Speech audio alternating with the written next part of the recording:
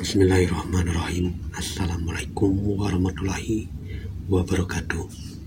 Puji beserta syukur marilah kita panjatkan kepada Allah Subhanahu wa Ta'ala yang telah memberikan beribu-ribu nikmat, terutama nikmat keluar masuk napas ini. Tidak lupa sholawat dan salam tercurahkan kepada Nabi Muhammad SAW beserta keluarganya dan para sahabat-sahabatnya. Semoga kita semua mendapatkan syafaatnya serta mendapat petunjuk ilmu hingga hari kiamat nanti. Alhamdulillah, pada kesempatan kali ini akan berbagi perihal tentang praktek zikir nafas membelah 7 lapis langit. Ya, setiap manusia tentu memiliki nafsu yang menjadi dasar atas segala urusan atau perbuatan yang dilakukannya, entah itu perbuatan baik atau perbuatan buruk. Seperti bahaya nafsu dalam Islam, nafsu seringkali identik dengan segala yang buruk, seperti emosi atau hasrat yang berhubungan dengan seksual. Sebenarnya nafsu itu sangatlah luas dan mencakup hal. Nah, sahabat Kang Darman di desa dimanapun berada, untuk memahaminya lebih lanjut, Imam Al-Ghazali berkata, dalam beribadah kepada Allah Subhanahu wa Ta'ala atau abid, orang yang beribadah disibukkan oleh penghalang yang terdiri dari 4 macam, yaitu dunia, makhluk, setan, dan nafsu. Ia menegaskan bahwa abid wajib menghilangkan penghalang-penghalang itu dari dirinya dengan cara apapun supaya sampai kepada Allah. Nah, maka salah satu metode adalah zikir nafas. Karena para alim ulama, para waliullah sudah mengamalkannya, maka ya itulah yang disebut dengan praktek zikir nafas membelah 7 lapis langit. Langit di sini bukan langit yang kelihatan oleh mata itu. Ya, hakikatnya ya penghalang-penghalang tadi yang harus kita tembus. Dan inilah hakikat daripada langit itu. Pertama, nafsu amarah, yaitu nafsu yang selalu mendorong manusia kepada keburukan atau kemaksiatan.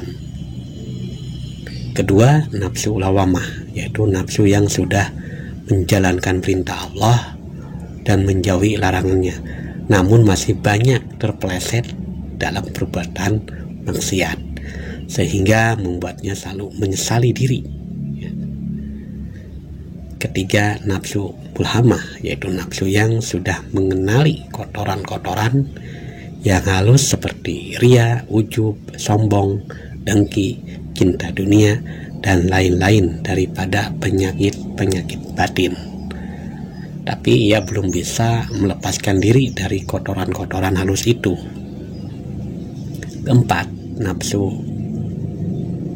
mutmainah, yaitu nafsu yang sudah bersih dari kotoran-kotoran halus dan telah berganti sifat-sifat tercelanya menjadi sifat-sifat terpuji. Sudah berakhlak dengan akhlak Allah, ya, yang jamaliyahnya berupa kasih sayang, lemah lembut, kemuliaan, dan lain-lain, karena sudah tersifati oleh sifat Allah. Di sini awal mula seseorang sampai kepada Allah atau menyaksikan Allah, tetapi ia masih belum bersih dari kotoran-kotoran yang halus sekali seperti syirik, kopi, dan cinta menjadi pemimpin dunia karena egonya masih ada. Kelima, nafsu radiyah, yaitu nafsu yang telah sampai makom fana, tapi ia masih melihat diri telah fana sehingga dapat membawa kepadanya. Keenam, nafsu mardiyah, yaitu nafsu yang telah fana dari fana dan sudah tenggelam ke dalam lautan tauhid. Dan ketujuh, nafsu kamilah, yaitu nafsu yang sudah sempurna, yaitu kamil. Berdasarkan klarifikasi nafsu itu, nafsu yang harus dikalahkan adalah nafsu amarah, lawamah, dan mulhamah. Karena tiga nafsu tersebut tidak masuk dalam panggilan Allah Subhanahu wa Ta'ala. Hai jiwa mutmainah, jiwa yang tenang, kembalilah kepada Tuhanmu dengan hati yang puas serta diridhoinya, maka masuklah ke dalam jamaah hamba-hambaku, masuklah ke dalam surgaku. Quran surat Al-Fath ayat 27-30. Jadi hal itu mengisyaratkan bahwa tiga nafsu itu masih jauh dengan Allah, sehingga belum mendapat panggilannya. Dalam ayat itu jelas Allah memanggil nafsu mutmainah, radiyah, mardiyah, dan nafsu kamilah. Karena itu tiga nafsu itu harus dikalahkan supaya mendapat panggilan Allah Subhanahu wa Ta'ala dan menjadi orang yang sukses dunia dan akhirat.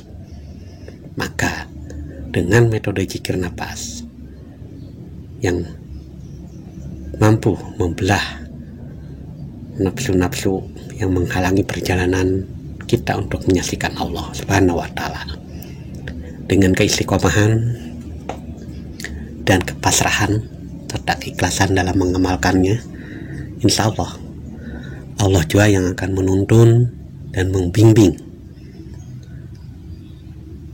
sang jiwa untuk menyaksikan dan teraplikasikan di dalam kehidupan kita sehari-hari itu berbuat Rahman dan Rahim, yaitu welas asih, kasih sayang terhadap sesama. Maka itulah sekelumit yang disebut zikir nafas membelah 7 lapis langit. Pada hakikatnya langit di sini adalah tingkatan latifah. Nah, maka jika sudah memahami dan mengenal apa itu latifah atau tingkatan nafsu, maka akan mengenallah yang namanya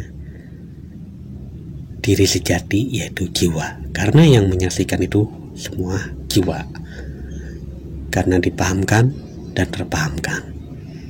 Namun semua itu tidak cukup atau jangan terlena di hal teori, tapi harus kita praktekkan di dalam kehidupan sehari-hari. Nah, di dalam kehidupan sehari-hari, ya kalau kita emang mengakui sebagai hamba Allah, sebagai abid yang beribadah selalu kepada Allah, ya kita harus mampu menembus atau menjelajahi nafsu itu, sehingga terpancarlah cahaya ilahi, karena selalu